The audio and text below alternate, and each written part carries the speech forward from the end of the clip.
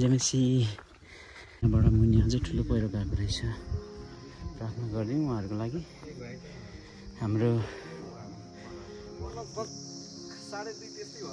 रातिको 2:30 पाउने 3 We are going from heliport. समयमा आइकन अनि यहाँको बस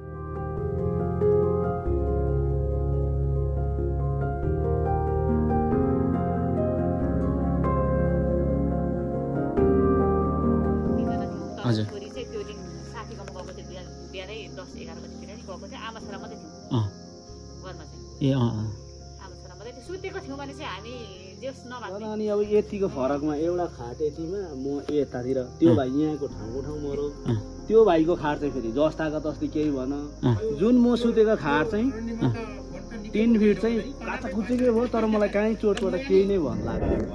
सम्पूर्णलाई म एकदम मेरो व्यक्तिगत तर्फ र हाम्रो श्रमिक तर्फबाट पनि म एकदमै धन्यवाद ज्ञापन गर्न चाहन्छु। अच्छा